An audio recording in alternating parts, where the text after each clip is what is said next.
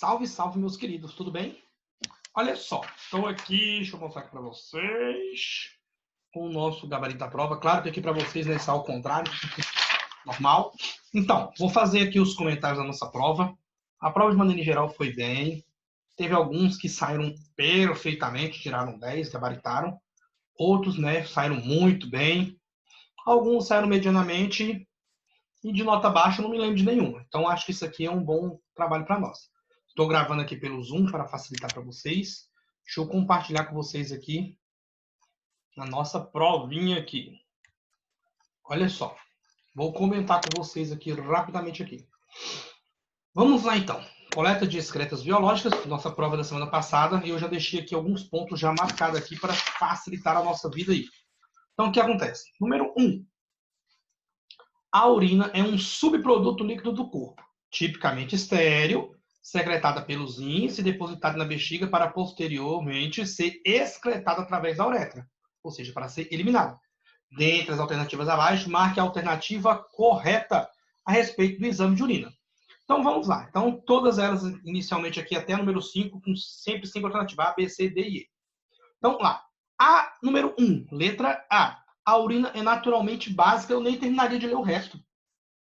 A urina não é básica, a urina ela é ácida ali.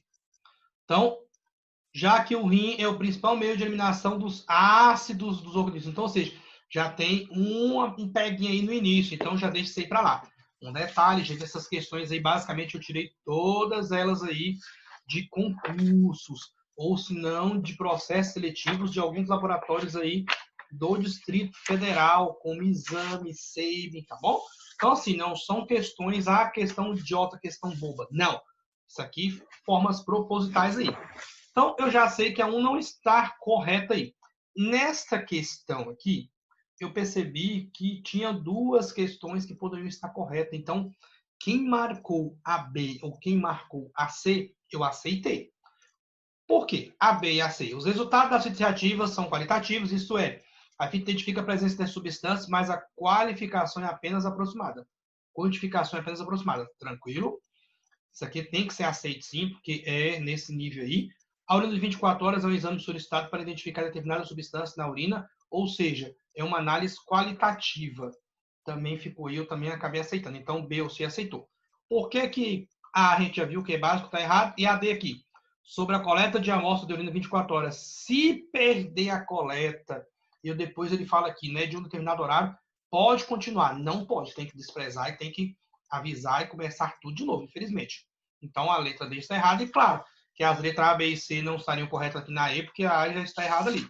Então, a número 1, ou você marcou B ou C, muito bom, foi aceito. Número 2, esse aqui também estava de graça. Dietas ricas em carne vermelha, beterraba, uva, preta, azeitona, né? Pode interferir em qual exame aí? O exame de sangue oculto nas fezes. É à toa que a gente tem todo um preparo do nosso cliente aí. Não um preparo nosso, mas a gente passa as informações para ele para que ele se prepare para realizar os exames aí pelo menos 2 dias de antecedência, tá certo? A número 3, sobre a coleta de escarro, assinale a alternativa falsa. Então, a A estava correta, a B estava correta, a gente ficar perdendo muito tempo aqui. A C estava correta, a letra D, onde muita gente confundiu, até me mandou mensagem falando que todas estavam corretas aí. A primeira amostra para o diagnóstico de tuberculose deve ser coletada na manhã do dia seguinte ao atendimento. Não. Na manhã do dia seguinte ao atendimento já é a segunda coleta. Nem à toa que, se não me engano, aqui na letra C aqui, ó. A primeira amostra deve ser coletada quando o paciente procura a rede de atendimento. Então, ele procurou a rede, tem uma suspeita, ele já coleta primeiro no primeiro dia. No outro dia ele volta de novo, já mais melhor preparado, escovado os dentes, bonitinho, ele faz a segunda coleta. Então, aqui estava o erro. Então, vocês acabaram, alguns, sendo induzidos ao erro aí, uma questão fácil. A número 4, a cultura de urina é um dos exames mais frequentes rotina microbiana. Diversos estudos já demonstraram que as várias etapas do exame, pré-analítico, analíticos e pós-analíticos, são extremamente importantes. Mas, atualmente, é um consenso entre as sociedades nacionais, considerando que o ponto-chave para um bom exame de urocultura seria... Então, aqui todas estão corretas aqui. fazer a coleta de jato médio. Esse procedimento ajuda a eliminar resíduos de bactérias eventualmente presentes na urina, o que poderia dar um falso resultado de infecção. Então, correto. Para acondicionamento e transporte da amostra, sempre temperatura refrigerada para evitar a proliferação do micro-organismo. Correto. A não realização da higiene íntima pode causar interferência no estado do exame. Então, as letras A, B e C estão corretas. Então, aqui na 4 vai ser a letra E. Número 5. Sobre os métodos de identificação parasitária em laboratório, análise clínicas, marque a alternativa incorreta. Então, aqui, onde é que estava incorreta aqui? Na letra C. As instruções sobre a coleta devem ser claras e também entregues por escrito. Tranquilo. Aonde muita gente errou. O paciente deve utilizar medicamentos ou produtos químicos por um período de 7 a 10 dias. O paciente não deve. Então, olha a interpretação de texto aí, levando muita gente a errar ou ficar confuso na questão. O paciente não deve fazer utilização de produtos químicos medicamentosos no período de 1 semana a 10 dias. Tranquilo? Número 6. Dentre as técnicas parasitológicas, explique sucintamente quais são usadas nas pesquisas dos ovos. Então, aqui você tem a sedimentação espontânea, que é comum, a fita gomada, quando você também quer fazer aqui, o método de Hoffman-Willis. Então, todos esses aí, eu acho que foi fácil para que vocês conseguissem descobrir. Uma, porque vocês estão fazendo de forma remota, então vocês poderiam ter utilizado outras ferramentas, não pensando só no Google, mas pensando aí também, né, em artigos científicos de maneira geral. Enfim, quais orientações você passaria ao paciente para que ele realizar a coleta em casa do material? Então, fazer todo aquele passo a passo, como eu expliquei para vocês. Uma coisa que a gente percebe aqui, que às vezes vocês têm preguiça, pior que nem de escrever, gente, pelo amor de Deus. Parece estar com preguiça de simplesmente copiar e colar. Faça um passo a passo bonitinho. Não pode ter preguiça, porque se não chegar na hora de explicar para o paciente, vocês vão ter preguiça e não vai nem passar para ele o mínimo que ele deveria saber ou as informações mínimas que deveriam ser passadas para ele. 7. Existem vários tipos de contaminações hospitalares. Explique 4 delas. Isso aqui foi uma questão que muita gente errou mesmo aqui. As outras, assim, uma ou outra acabou vacilando, escorregando ali, né, vacilou, bobeira. Agora aqui muita gente acabou errando. Existem vários tipos de contaminações hospitalares. Explique 4 delas. A gente colocou infecção de urina, infecção de garganta, infecção de não sei o que lá, infecção... Não. Eu posso ter aqui as diferentes, estava lá na nossa primeira aula, nossa primeira apostila. Poderia ser uma infecção cruzada, pode ser falha nos procedimentos invasivos, poderia ser falha no processo de desinfecção, de esterilização, ou falhas que a gente vai ter aí, porque uma das mais comuns que a gente vai ter que pode ser de um paciente para o outro. Quando eu penso em infecção cruzada, eu vou ter utilização das minhas mãos, material contaminado, utilização de ou não lavagem das mãos, por exemplo. Tá bom? Então, isso aqui seria, você poderia ter escolhido os 4 exemplos aí que você quisesse dar. Número 8. Quais cuidados devemos ter ao realizar as coletas de excretas biológicas? Há muita gente que colocou os cuidados para um único tipo de coleta. Por exemplo, a minha parte colocou uma coleta de escarro. Não sei de onde é que o povo tirou aí que era só de escarro. Eu falei de excretas biológicas caracterizando de maneira em geral. Poderia ser qualquer um tipo aí. Então, como por exemplo, equipamento de proteção individuais de maneira em geral, você poderia citar todos eles. A higienização, né? A lavagem das mãos aí com os degermantes. Explicar para o paciente a técnica que vai ser utilizada também é importante. O uso de materiais adequados também é importante, dentre várias e várias outras que vocês poderiam ter feito aí. E aí a gente entrou na nossa última questão aqui, que também foi uma questão fácil, só que se não tivesse cuidado, poderia acabar de ser confundido. Por quê? Quando a gente pensa ali na número 9, realize a leitura da baciloscopia abaixo e realize a somatória e interpretação do resultado aqui. Fiquei feliz que pouquíssimas pessoas erraram, e as que erraram, todo mundo errou com o tal do 95 aí. Acredito que alguém fez, infelizmente fez errado, e cantou a bola pro resto, e o resto foi todo mundo no embalo. Isso aí chama Maria vai com as outras, e foi pro lado errado. Então, olha só, como é que a gente faz a realização inicialmente aqui?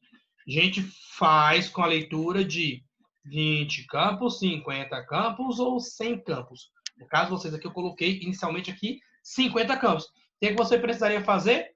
faria a somatória de todos eles, dividiria por 50. Então, a somatória de tudo aqui ficou quanto? 440. Fiz a divisão pelos 50 campos, deu aqui o resultado de quê?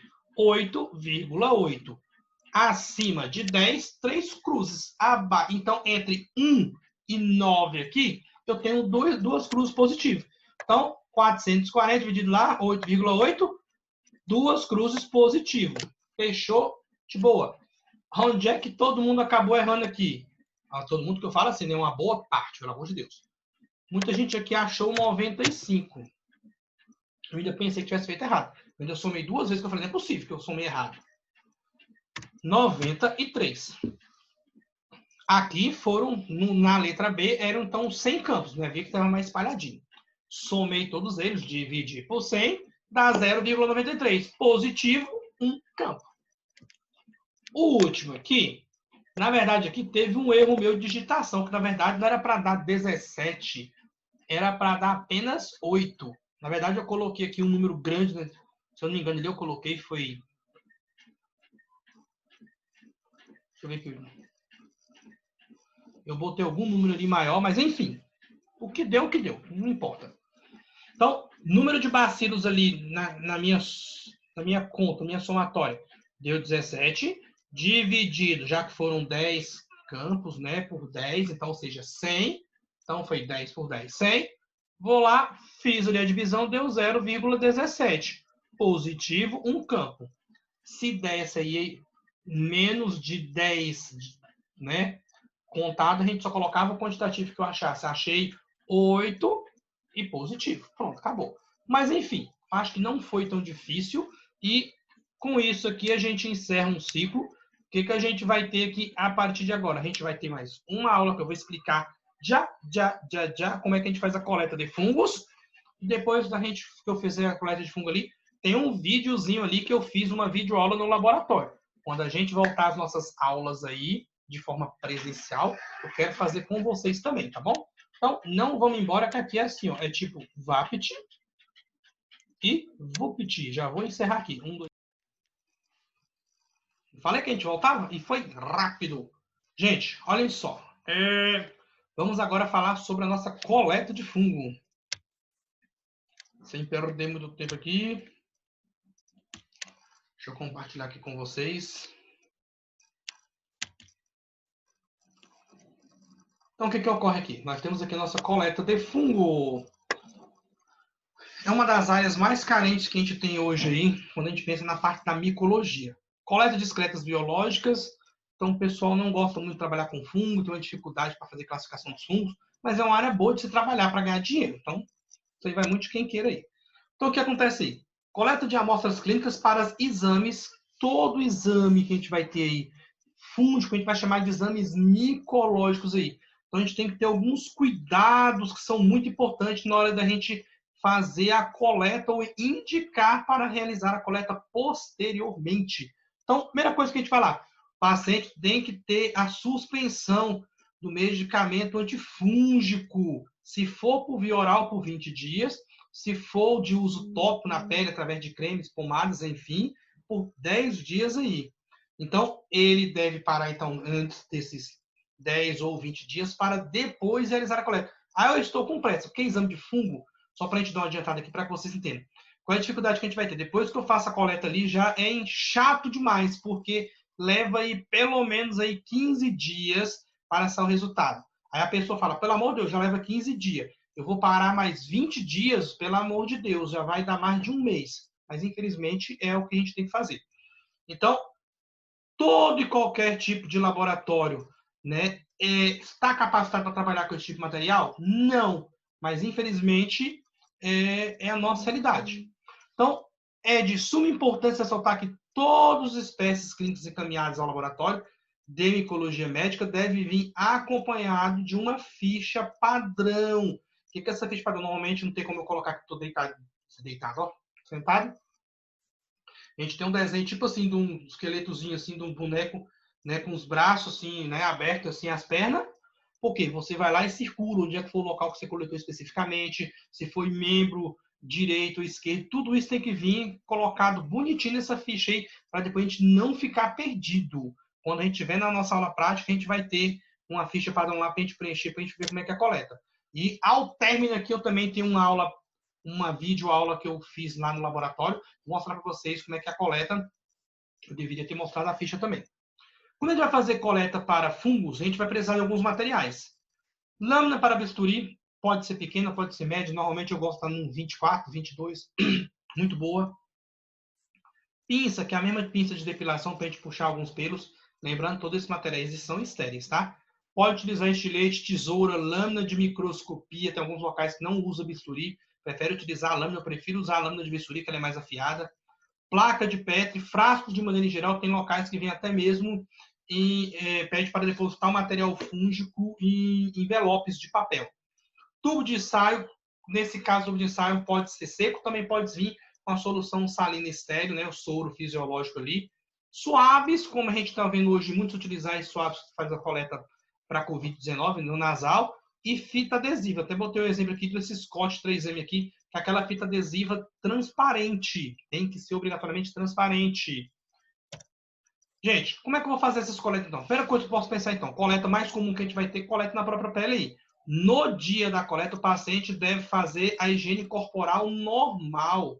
Só que é daquela, ele faz a higiene corporal normal, lá no banho dele, lá no seu asseio, só que não é permitido que ele faça utilização de loção, de creme, de pomada, de qualquer coisa ali, que forma que a gente vai chamar de quê? De artefatos, vai acabar impregnando, ficar muito cheio de coisa, dificultando a gente fazer a detecção das estruturas fúngicas quando eu for fazer o isolamento do material ou visualização diretamente no microscópio. Então, vai daquela, toma seu banho normal, passa seu sabonete, passa seu shampoo, só que ao término, por gentileza, não utilize nenhum tipo de pomada, nem creme, nem nada na pele ali.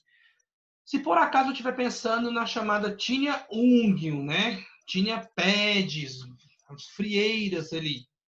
Paciente que tiver essas frieiras, a gente tem que fazer observação. Se for uma lesão que estiver úmida entre os dedos, entre as mãos, normalmente é mais nas partes dos pés, que é mais comum. Deve-se fazer a coleta utilizando o suave, que é o cotonete lá, em solução salina, em soro fisiológico. Então, se a lesão, se eu perceber que está muito úmida, eu não vou fazer a raspagem. Eu vou lá e faço a coleta diretamente com o suave ali no local. Se for no caso de uma lesão seca, eu prefiro que seja uma lesão seca, descamativa. Por quê? Porque fica mais fácil de fazer a coleta. Pega e faz a coleta ali na lâmina e tenta obter o melhor número de raspado possível ali e vou colocar entre placas nessas escamas aí, tudo que a gente conseguir detectar e vou levar diretamente depois a lâmina para microscopia, tranquilo. Ou eu posso encaminhar também, se ficar muitas vezes, fica um pouco impregnado no bisturi, eu levo o bisturi também. No final do vídeo vocês vão ver. Quando eu fiz o raspado ali na pele de um aluno ali, você vê que ficou na lâmina do bisturi uns pedacinhos ali de pele ali que eu consegui descamar. Claro que no caso dela era mais fácil porque não tinha, né, lesão tipicamente. Pode ser lesão aí no couro cabeludo, muito comum para quem usa muito boné ou usa gorro, alguma coisa assim, que trabalha o dia inteiro ali, acaba transpirando demais. Essas amostras de lesão no couro cabeludo devem ser obtidas através da raspagem do local, que normalmente é mais chato, ainda mais quando é mulher. Dependendo da mulher, dependendo do local, fica mais complicado ainda. Por quê? Porque às vezes você vai ter que fazer um buraco no local. Então pensa só isso aí para a mulher. É complicado, eu até entendo. Porque homem passa até batido. Se for o caso, até raspa a cabeça ali depois.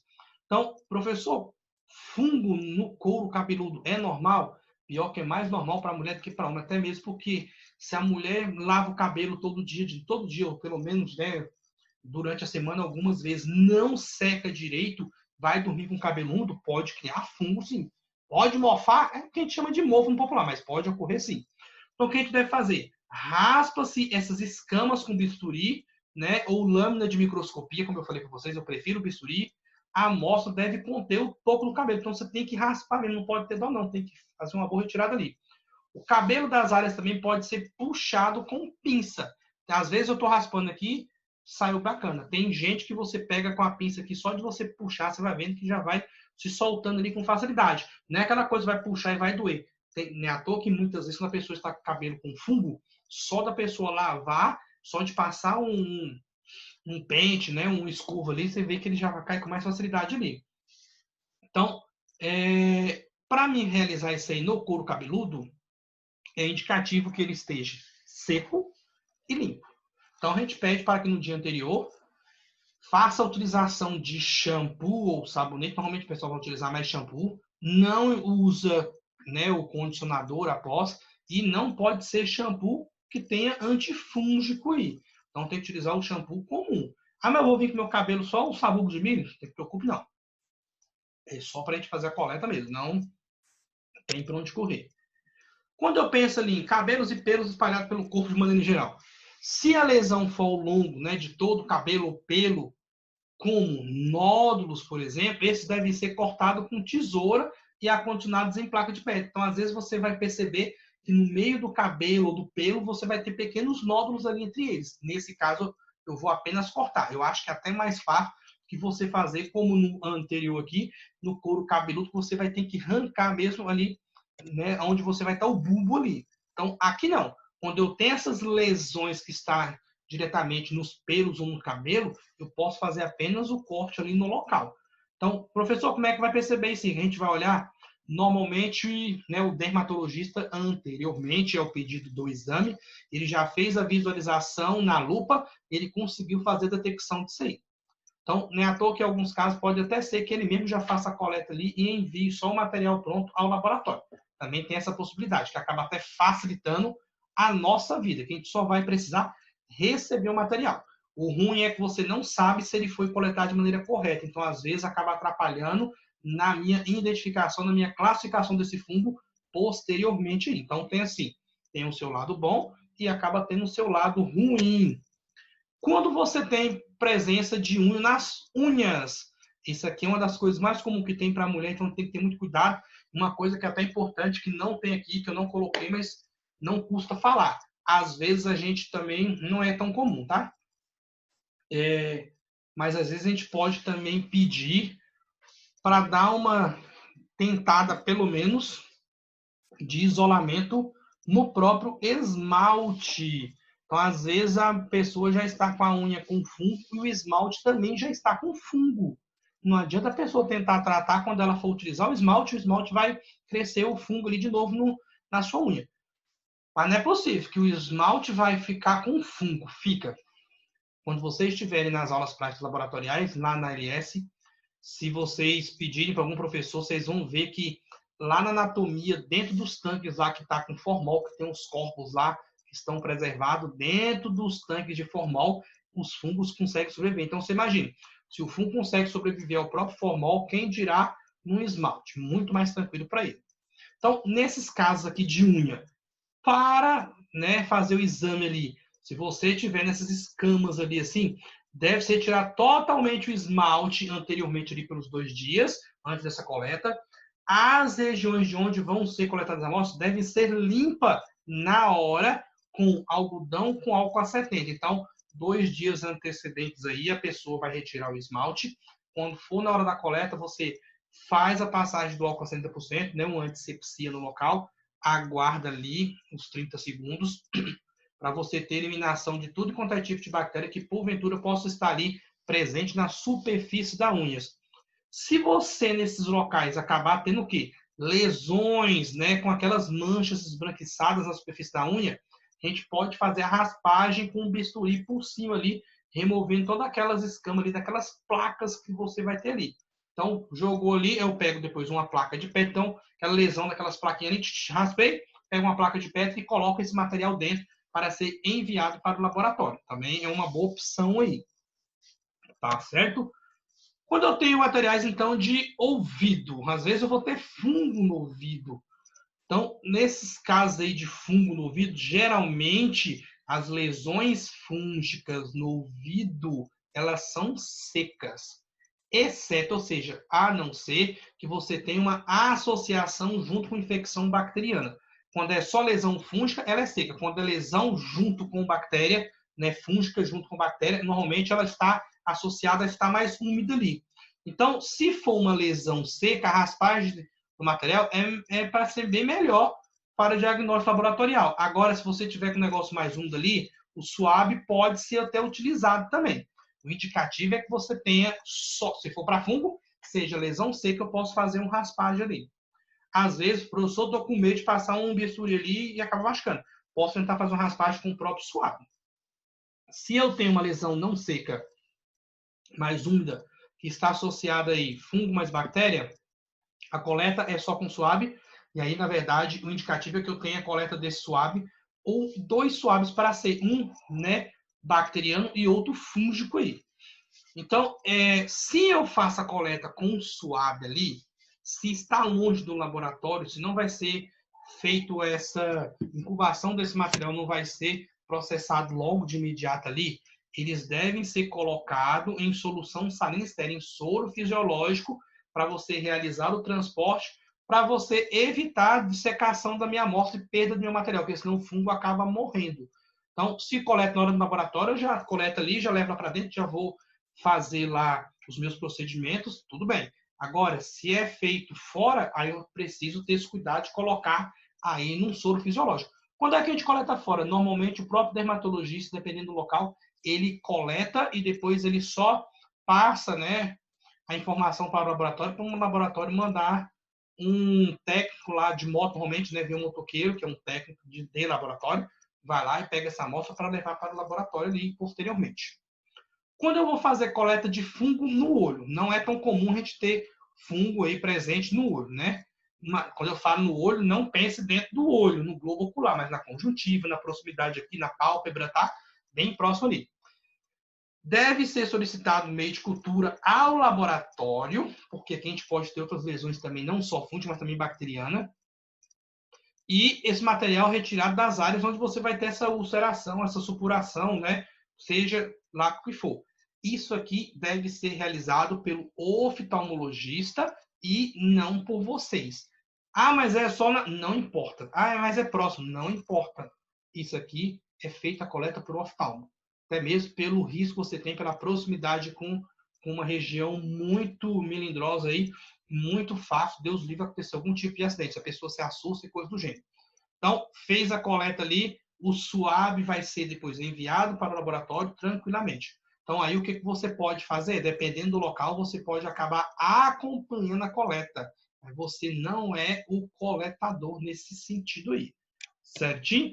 Então, feito isso aqui, o que eu também posso acabar realizando ali? Isso aqui é uma das coisas que as pessoas têm mais dificuldade que não era para ter, que é fazer o exame microscópico direto. O que é exame microscópico direto? Coletei o cabelo lá, o pelo, e quero fazer a visualização na hora do microscópio. A gente fala na hora, não na hora especificamente. A gente vai fazer o quê? A clarificação. Como é que eu realizo essa clarificação? Então, fiz a coleta do meu material. Nesse caso aqui, essa clarificação é feita quando a gente vai fazer material, né, de pelo. Pelo, resíduo de pele, se for bem fininho, dá de fazer. Mas, normalmente a gente faz isso aqui mais para pelo, cabelo de maneira geral.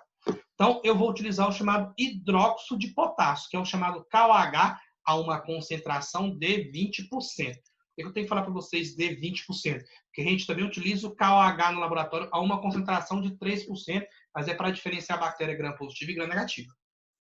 Então, o KOH 20%. Então, vou fazer lá.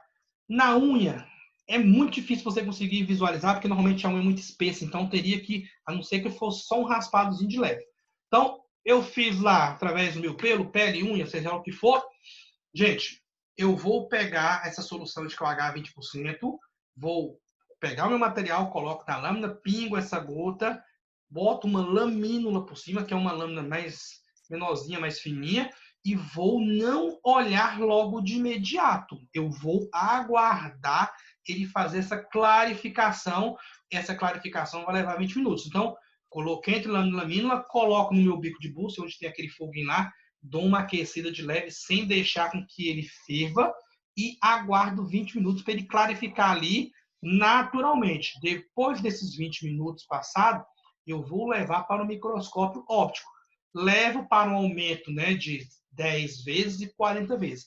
Na verdade, é um aumento de 10 vezes, ele está aumentando 100 vezes, e o de 40 vezes está aumentando 400 vezes.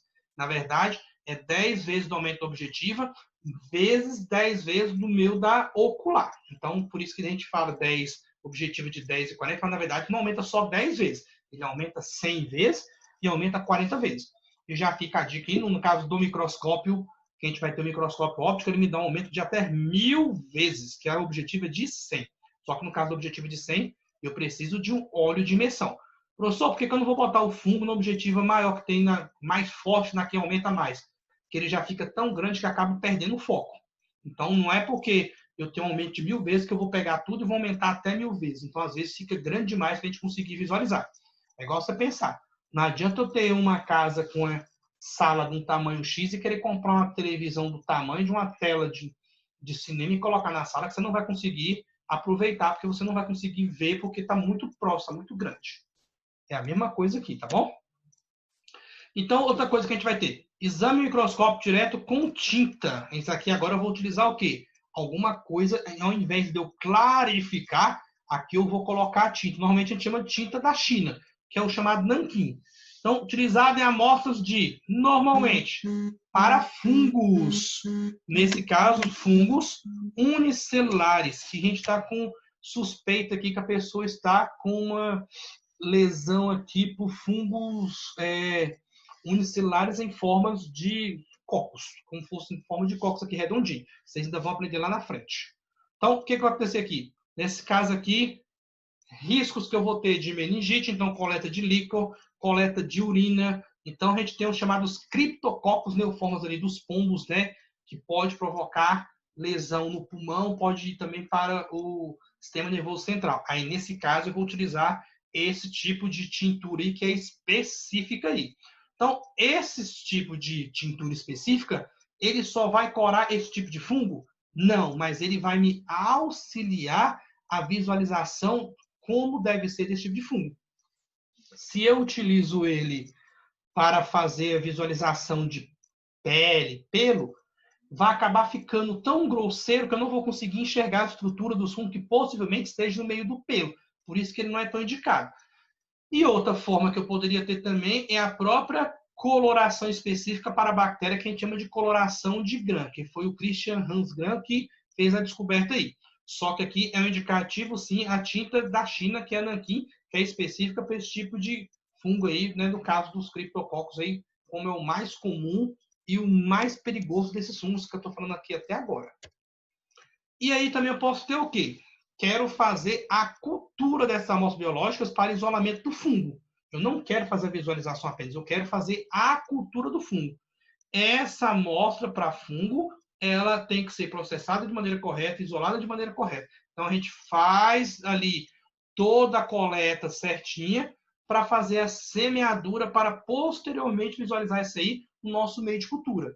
Um detalhe importante é que toda vez que eu tenho coleta para esses materiais, para fungos que estão presentes na pele, no pelo, no ouvido, fora do corpo, né, de maneira geral, eu vou deixar incubado a temperatura ambiente.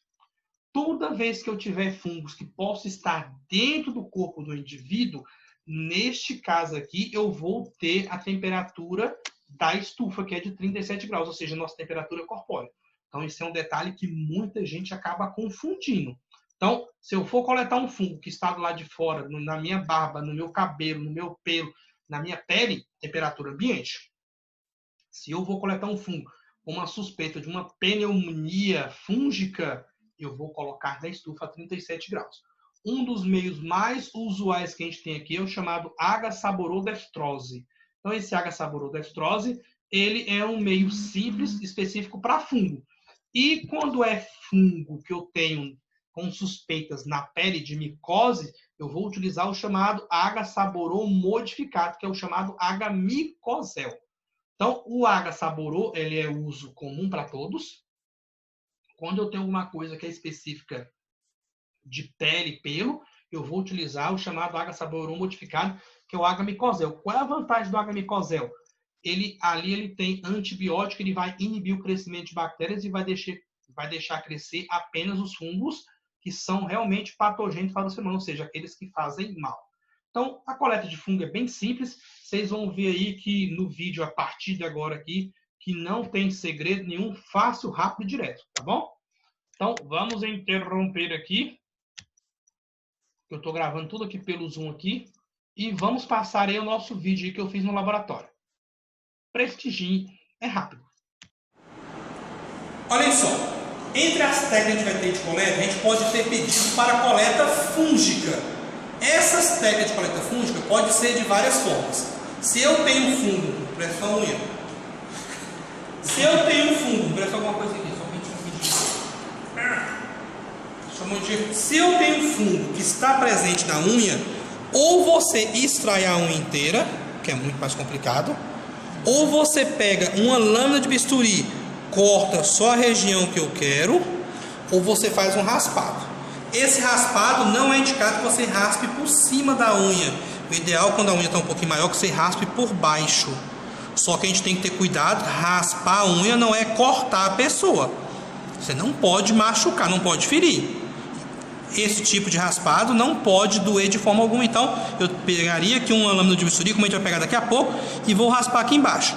Agora, se você tem um local que você tem a presença da chamada lâmpada de Wood. O que é essa lâmpada de Wood? Eu tenho nada mais aqui do que? Eu tenho aqui como é que chama? Uma lupa, e aqui atrás eu tenho uma lâmpada ultravioleta. Isso aqui é muito utilizado na parte da estética, isso aqui é muito utilizado na parte da clínica veterinária, né? Os veterinários utilizam bastante para fazer a visualização do fungo dermatófito. Esses fungos dermatófitos, não todos os fungos, mas uma boa parte deles pode acabar dando uma transluminescência quando tem contato com a luz UV. Por isso que a gente vai fazer o que? A gente vai utilizar a lâmpada ultravioleta para tentar visualizar. Claro que aqui está todo mundo sadio, curado, de boa, não vai dar nada. Mas a gente vai ver como é que funciona a luz UV. O que acontece? Para mim visualizar a lâmpada ultravioleta, a primeira coisa que eu tenho que fazer é estar no local com um blackout aqui total. Tem que estar bem escuro. Então a gente vai passar daqui agora. Vou cortar aqui o vídeo um pouquinho e a gente vai ali para dentro. Corta! Olha só, claro que não vai ficar bom aqui, mesmo porque a gente não tem ninguém positivo, graças a Deus. Então ninguém está com fungo, ninguém está com nenhum tipo de problema de pele. Mas como é que a gente iria visualizar? Vou desligar a luz, não dá para enxergar nada. E quando a gente olha aqui, você começa a perceber que tem alguns pontos. Dá de ver assim? Uhum. Pega a sua mão aqui. Bote a sua. A minha? Não, bota a minha lá dentro. Dá de perceber.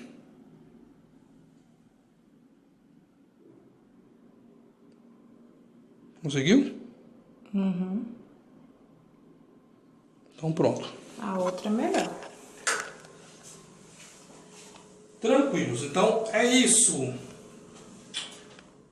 Então, olhem só. Claro, a gente visualizou ali na lâmpada de Wood, não deu positivo. Mas independente da lâmpada de Wood dar positivo ou não, se for indicativo para a coleta, se for realizado o pedido para a coleta, ela é realizada do mesmo jeito. Normalmente quem vai utilizar essa lâmpada de Wood vai ser o dermatologista. Eu só utilizo aqui para que vocês tenham noção do que é. Se algum dia alguém perguntar, falar, ou se o próprio paciente chegar lá e perguntar, o médico usou uma lâmpada em mim, para que é? Para que ela serve? Vocês terem noção. Como é que eu faço uma coleta fúngica? Alguns laboratórios utilizam frascos coletores próprios, a maioria acaba utilizando uma placa de Petri, de vidro, descartável, enfim. Né? Não necessariamente precisaria estar estéreo, mas é indicado que ela esteja estéreo. A nossa aqui não está, por exemplo. E eu vou utilizar aqui uma lâmina de bisturi. Como eu tinha comentado com vocês, com a lâmina aqui eu poderia coletar material da unha, poderia coletar atrás da orelha, poderia coletar um pedaço do cabelo. Só que aqui a gente vai fazer um raspado. Por que a gente vai fazer um raspado? Para que vocês entendam como é que ele funciona, como é que ele é realizado. Lâmina de bisturi na mão, a gente sempre vai fazer o quê? Vamos calçar uma luva. E quando eu for utilizar a lâmina de bisturi, uma coisa importante é já explicar para o paciente que ele não sabe com a lâmina de bisturi às vezes, mas ele está vendo você com a faca na mão. Ele pensa que você vai cortar um pedaço. Você não vai realizar uma biópsia, é um raspado. Esse raspado não pode doer e jamais pode sangrar. Isso aqui não é para ferir a pessoa. Nesse momento aqui, às vezes dá mais trabalho para coletar que quando a pessoa tem uma lesão fúngica. Por quê? Quando você tem a lesão, quando você passa, ela já vai descamando. Aqui não, aqui a gente vai forjar aqui. Então o que eu faço? Normalmente eu gosto de utilizar uma lâmina de bisturi ou 22 ou 24, que ela é maiorzinha. Então o que você tem? Eu tenho uma lâmina, né, estéreo E eu vou, deixa eu só mudar aqui a nossa posição, passo para cá, porque senão o meu funcionamento aqui pode sobrar esticar, fica melhor. O que eu posso fazer? Se tiver em duas pessoas, normalmente não vai estar, eu peço para uma pessoa segurar a placa aqui embaixo, para o material já cair sobre ela. Se tiver só com um, a gente acaba pedindo para o próprio paciente, para ele auxiliar. Ou, dependendo da situação, você pode colocar em cima da bancada e fazer a raspagem aqui. É melhor segurar. Então, o que eu vou fazer? Eu vou fazer um raspado.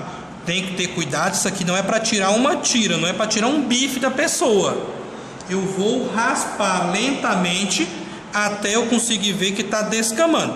Aqui eu não vou fazer um buraco na pobre coitada. A gente vai só colocar aqui, ó, vagarosamente. Eu vou fazendo o quê? Vou passando aqui, ó. Feito aqui, não dá. Vou fazer muito não. Ah, deu de perceber aqui, ó. Sim. Não sei se está de vocês perceberem que já começou a descamar. Não vou retirar o pelo. Não vai ficar um buraco no braço aqui, ficar a coisa mais feia do mundo. Tirei aqui, o que eu iria fazer? Claro que no paciente eu tiraria, né? Dependendo da região, tiraria uma parte maior e iria colocar aqui dentro. Professor, está indicado lá, olha aqui para mim. Deixa eu colocar aqui. Está indicado no paciente para fazer uma coleta no braço direito, na perna esquerda, não sei o que.